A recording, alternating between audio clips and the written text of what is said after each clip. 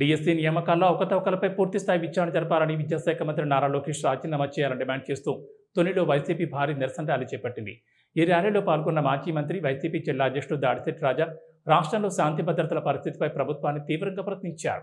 DSC నియామకాల్లో జరిగినట్లొస్తున్న అవకతవకల ఆరోపణలపై పూర్తిస్థాయి విచారణ జరపాలని డిమాండ్ చేస్తూ తునిలో వైసీపీ ఆధ్వర్యంలో భారీ నిరసన ర్యాలీ నిర్వహించారు.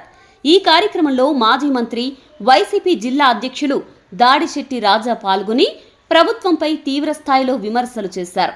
రాష్ట్రంలో పోలీస్ వ్యవస్థ ఉన్నప్పటికీ శాంతి భద్రతల పరిరక్షణ పూర్తిగా కరువైందని దాడిశెట్టి రాజా ఆరోపించారు. మద్యం మత్తులో నిర్లక్ష్యంగా వాహనాలు నడపడం వల్ల వైద్య విద్యార్థిని ప్రియాంక మృతి చెందడం అత్యంత దారుణమన్నారు. ఒక మహిళా డాక్టర్ ప్రాణాలు కోల్పోతే ప్రభుత్వం ఎలాంటి చర్యలు తీసుకుంటోందని ప్రశ్నించారు. బాధిత కుటుంబానికి తక్షణమే న్యాయం చేయాలని, ఘటనకు బాధ్యులైన నిందితులపై కఠిన చట్టాల కింద చర్యలు తీసుకోవాలని డిమాండ్ చేశారు. ఈరోజు ఆంధ్ర రాష్ట్ర వ్యాప్తంగా నిర్వహించిన డిఎస్సీ పరీక్షల్లో అవకతవకలు జరిగాయని చెప్పేసి ఈ రాష్ట్ర వ్యాప్తంగా యువతంతా నిరసన తెలియజేస్తుంది. వైఎస్ఆర్ కాంగ్రెస్ పార్టీ యువతకి మద్దతుగా నిలబడింది. ఇక్కడైతే తెలియజేసుకున్నాను, నేను 16,000 నోటిఫికేషన్ తీస్తే అభ్యర్థులందరూ లక్షలాది మంది కష్టపడి చదువుకుంటే, లక్షలాది మంది వారందరూ ఎగ్జామ్ రాస్తే అందులో కొన్ని పోస్టుల్లో ఏదైతే వికలాంగులకు ఇచ్చిన పోస్టుల్లో కానీ, లేదైతే ఏదైతే క్రీడలకు సంబంధించిన పోస్టుల్లో కానీ అవకతవకలు జరిగాయని చెప్పేసి ఒక ఆరోపణ రాష్ట్ర వ్యాప్తంగా అభ్యర్థులందరూ ఆరోపణ చేస్తున్నారు, నిరసన తెలియజేస్తున్నారు. దానికి స్పందించవలసింది పోయి రాష్ట్ర విద్యాశాఖ మంత్రి గారు కానీ, ఈ రాష్ట్ర ముఖ్యమంత్రి గారు కానీ స్పందించవలసింది పోయి ఎదురుదాడి చేయిస్తున్నారు. ఏదైతే కష్టపడి ఉద్యోగాలు వచ్చిన అభ్యర్థులతో ఎదురుదాడి చేస్తున్నారు.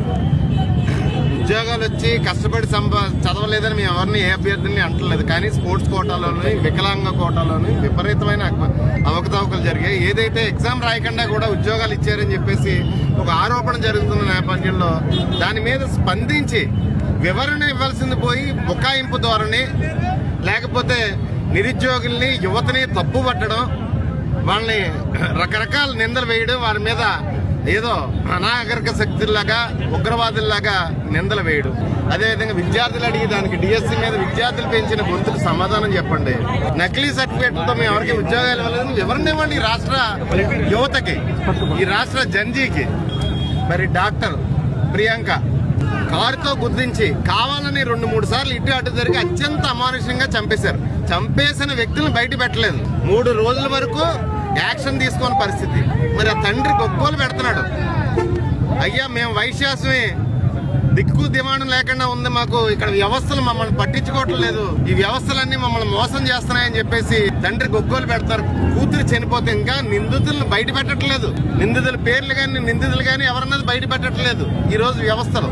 మరి ఈ విధంగా రాజ్యాంగం ఉంటే మీరు రెడ్ బుక్ ఎప్పుడైతే తీర్చారో అసలు రాజ్యాంగం అపహాస్యం పాలైంది. మీ రెడ్ బుక్ రాజ్యాంగం మీరు ఎప్పుడైతే ఓపెన్ చేశారో మీ పేరు చెప్పి ఇంకొక 10 మంది ఆ రెడ్ బుక్ రాజ్యాంగం ఓపెన్ చేస్తున్నాయి. వ్యవస్థలన్నీ మీ అడ్మినిస్ట్రేషన్ చంద్రబాబు నాయుడు గారు మీ చేయి దాటిపోతున్నాయి. దయచేసి పిల్లల్ని కాపాడండి.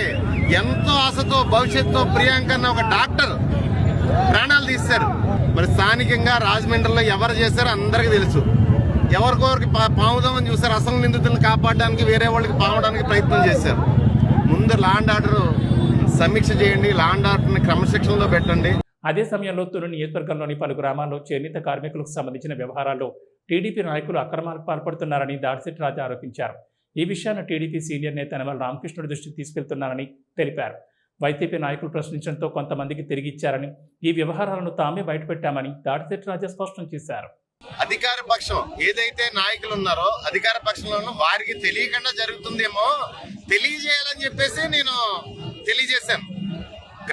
గ్రామాల పేర్లు చదివాను, ఎంతమంది దగ్గర వసూలు చేశారో చెప్పాను నేను. ఒక్కొక్క గ్రామంలో ఎంతమంది దగ్గర వసూలు చేశారో చెప్పాను నేను.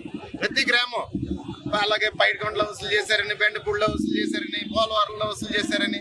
తర్వాత నేను చెప్పింది కూడా కొన్ని గ్రామాల్లో భయపడి సిగ్గుపడి వెనక్కి తిరిగి ఇచ్చేశారు. అత్యంత పేదలో చేనేత కార్మికులు అని చెప్పేసి కొన్ని గ్రామాల్లో, అన్ని గ్రామాల్లో కాదు, 10 గ్రామాల్లో 20 గ్రామాల్లో వసూలు చేస్తే 2-3 గ్రామాల్లో సిగ్గుపడి వెనక్కి తిరిగి ఇచ్చేశారు.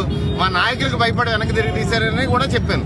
నేను ఒకటే చెప్పాను, ఇది పొరపాటు, ఈ రకమైన పొరపాటు జరిగింది, సరిదిద్దుకోండి అని మీకు తెలియజేసిన ఇన్ఫర్మేషన్ మీ దగ్గర లేదేమో. మీరు బుకాయింతానంటే నేనేం చెప్పలేను. ఇదిగో 138 మంది దగ్గర పైడికొండ, తొండగి మండలం పైడికొండ 138 మంది దగ్గర 6,000 వసూలు చేశారు. మీరు ఇచ్చి 25,000లోని అత్యంత పేదలైన చేనేత కార్మికుల దగ్గర 6,000 రూపాయలు వసూలు చేశారు. నేను ఇంకా ఓపెన్ గా మాట్లాడించకండి దయచేసి. మీకు రకరకాల బహుమతులు కూడా ఇచ్చారు. అకౌంట్లో 2 సంవత్సరాల తర్వాత చంద్రబాబు నాయుడు గారు డబ్బులు వేస్తే అందులో మీరు ఓటాలు తీసేసుకుంటున్నారు, మీ కార్యకర్తలు డబ్బులు తెప్పించేస్తున్నారు, పేదల డబ్బులు తీసేసుకుంటున్నారు, మీ నోటీసులో పెడదామని మాట్లాడేది తప్పించి మీరు దాడి చేస్తారంటే నేనేం చేయగలను. ఇది కూడా చూసుకోండి ఒకసారి. 6,000 రూపాయలు 138 మంది పైడికొండలో సుమారు 8,28,000 రూపాయలు వసూలు చేసి అందులో అత్యధిక భాగం మీకు బహుమతులు ఇచ్చారు. ఏం బహుమతులు నిన్న మొన్న ఇచ్చినట్టుకున్నారు కదా, ఒకసారి చెక్ చేసుకుని మీరే ఒకసారి పిలిచి దెబ్బలాడండి వాళ్ళని. మీరు తెలుసుకుంటారని మీకు తెలియజేస్తాను తప్పించి నాకు వేరే ఉద్దేశం ఉంటే మిమ్మల్ని అల్లరి చేసి పాడేద్దాం.